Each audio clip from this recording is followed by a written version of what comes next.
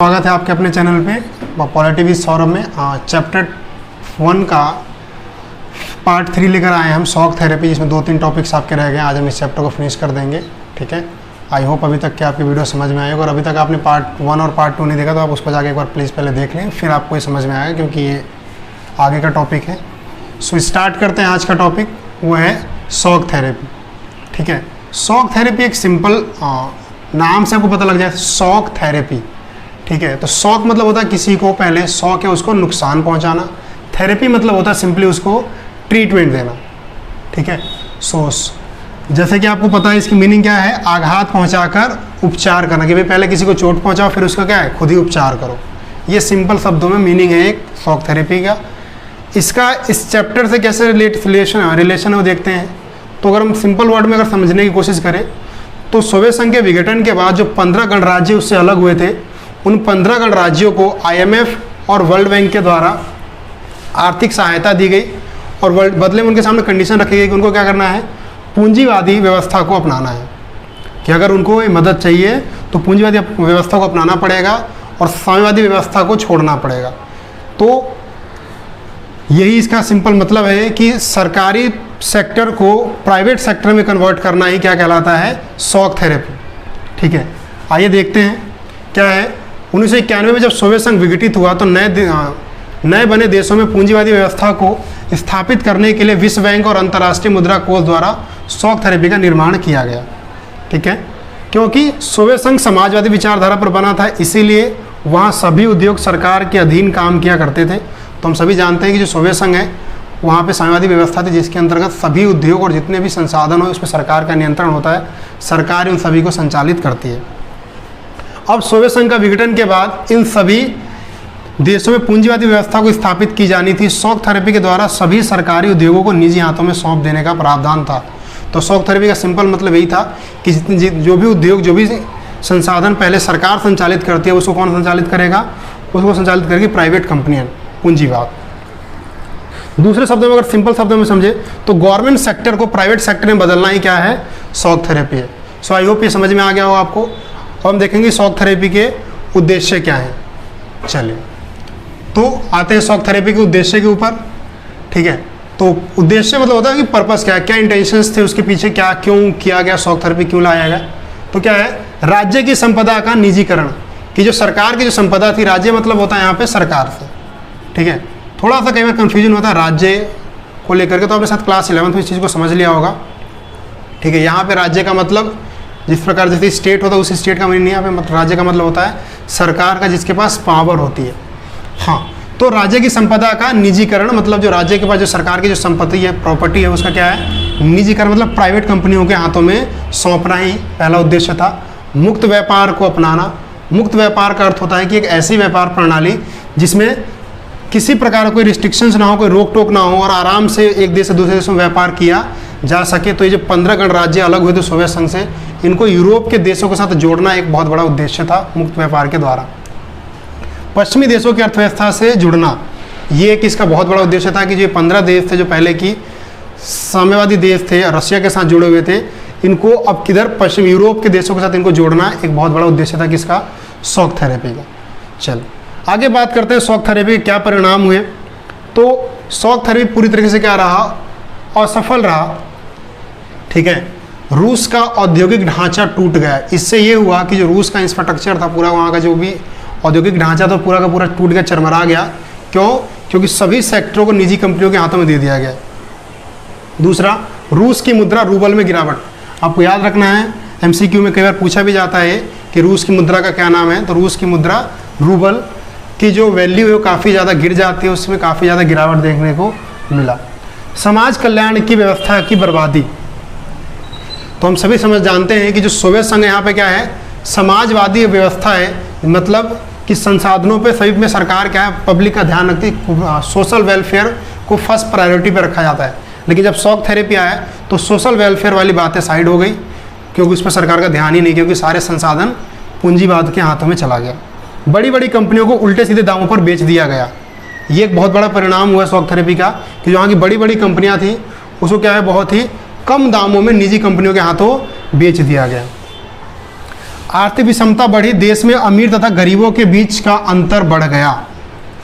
तो जिन भी देशों में जब पूंजीवाद फैलता है तो पूंजीवाद की एक बड़ी समस्या कह सकते हैं ये होती है कि जब पूंजीवाद का बढ़ावा मिलता है तो गरीब और अमीर के बीच का डिफरेंस बढ़ता चला जाता है। जैसे पिछले कुछ सालों में अगर भारत का उदाहरण लें तो भारत में पिछले कुछ सालों में पूंजीवाद ने बहुत ज़्यादा पैर पसारा है। आज अधिकतर सेक्टर सरकार ने प्राइवेटाइजेशन कर दिया है, प्राइवेट कंपनियों को सौंप दिया है। नतीजा ये हुआ है कि देश की जीडीपी में तो ग्रोथ हुआ है, लेकिन जब हम बात करते हैं लोगों की आय में, इनकम में, तो वो घटा है। ठीक है, आज कुछ ही जो गिने चुने लोग हैं, उद्योगपति हैं, उन्हीं के पास देश का अधिकतर पैसा है, और जो आम लोग हैं उनके पास कोई धन ही नहीं है। मुश्किल से देश के 2% लोगों के पास 95% पैसा है आज भारत का, और 98% आबादी के पास केवल और केवल 5% या उससे भी कम। तो यही हाल वहाँ भी था।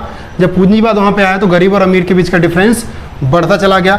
अगला है खाद्यान्न संकट, क्योंकि पहले कृषि भी सरकार संचालित करती थी, कृषि के उत्पादन पे सरकार अपने अकॉर्डिंग कर रखती थी, लेकिन जब पूंजीवाद के हाथों में गया तो सरकार का यहाँ से ध्यान हट गया। नतीजा हुआ कि इन देशों में खाद्यान्न संकट आ गया। अगला है कालाबाजारी को बढ़ावा मिला। तो कालाबाजारी को बढ़ावा इसलिए मिलता है क्योंकि बहुत सारे लोगों ने इस मौके का फ़ायदा उठा करके इन उद्योगों को बहुत ही कम दामों में खरीदने का काम किया, जिससे कि क्या है यहाँ पे कालाबाजारी मिला, क्योंकि लोगों को नीड थी पैसों की, उन्होंने जैसे तैसे कम दामों में बेच दिया। अगला है इतिहास की बड़ी गैराज सेल।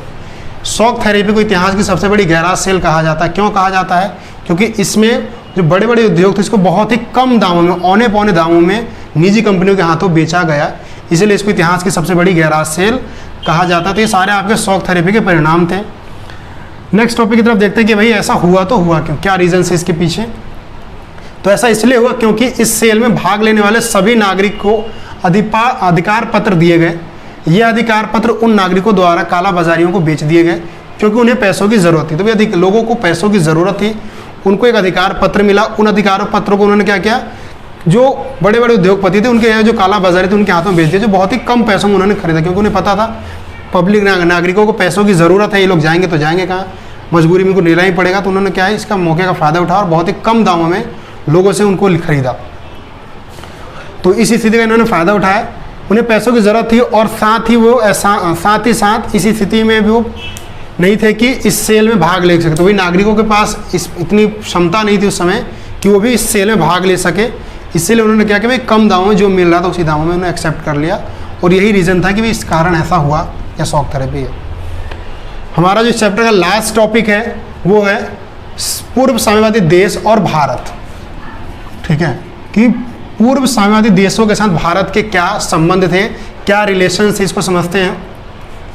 तो भारत तथा साम्यवादी देशों के संबंध शुरू से अच्छे रहे हैं। जैसा कि हम जानते हैं, आपने पढ़ा भी होगा शायद ज्योग्राफी के अंदर, अगर आपके पास है ज्योग्राफी, तो कि भारत में जो बहुत सारे उद्योग लगाए गए दूसरी पंचवर्षीय योजना के तहत, उसमें रूस ने पूर्व सोवियत संघ ने बहुत बड़ी मदद की थी भारत को, टेक्नोलॉजी दिया, पैसा दिया, हर प्रकार से मदद की। स्टार्टिंग से ही सोवियत संघ के और भारत के रिलेशन अच्छे रहे हैं। शुरू से ही रूस भारत की मदद करता आया है, तो स्टार्टिंग से दोनों देशों के संबंध अच्छे रहे हैं।